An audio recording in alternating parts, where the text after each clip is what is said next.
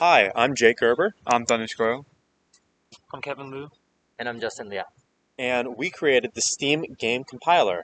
So, the purpose of the Steam Game Compiler is that it allows you to look up specific games that you're interested in.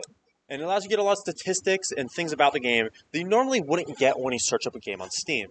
Things like the exact percentage of positive and negative review scores, the current online players, and even a link to the news.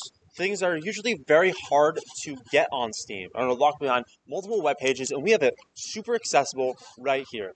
So, let's say you're interested about a game, but you don't know if it's an active multiplayer game. Well, you can check the online players right here. Or you don't know if it's a good game, so you can check the ratings. Or it's a game you really like, but you don't know if you should play it right now, so you can check if there's enough people online to play it.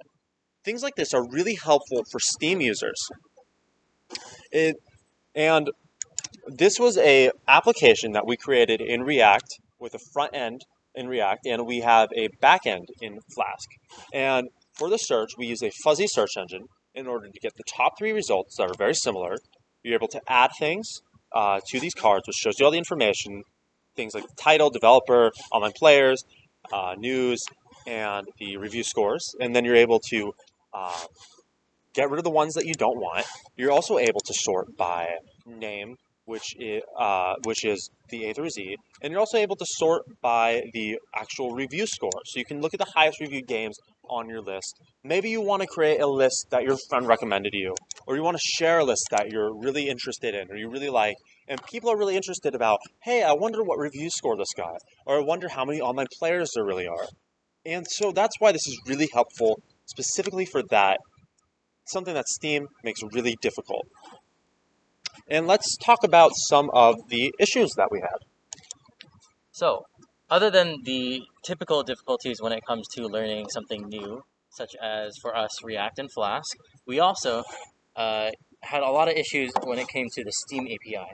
Not only was it badly documented, but also the calls were really slow and inefficient. Therefore, we had to spend a lot of time optimizing it, which also included creating a Python script in order to help cache some of the JSONs, one of which included over 500,000 lines of code.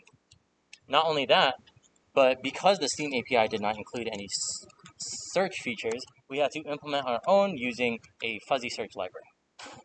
And we all ran into a lot of issues beginning early on because when accessing the Steam API, there was a CORS error. So that caused us to have to use a Flask backend, something that we've never done before, and set up all those endpoints. And we also tried out ngrok, which is something that we really didn't even know about, and we learned about that, and it was really eye opening to learn about the different side. And it took a long time, but we were able to overcome that, and we were able to implement the searches through this back end that we shoot up to the front end and are able to access from there. And talk about the CSS issues. So in CSS, we had a lot of issues formatting the components and elements, making sure that everything in our UI was in the right place. I know for me, coming into this hackathon, I had I had zero experience in using HTML, JavaScript, and CSS. So in the beginning, I had a lot of trouble starting, and like me, my other teammates had very limited experience in React and APIs as well. It was a good learning experience uh, to learn about React, HTML, CSS, and how it can be used to connect with APIs and develop a good web app for features that don't currently exist in um, websites and applications like Steam. It gives gamers the opportunity to learn more about the popular games in the world. And it also gives gamers the opportunity to explore games that maybe people have recommended or games that they really like to create lists. It's honestly a really helpful tool for all of that. And it's really accessible to anybody. All you do is put in the game title that you want, and you're able to create this entire thing. And Steam doesn't let you do anything like that. You can't group games in Steam.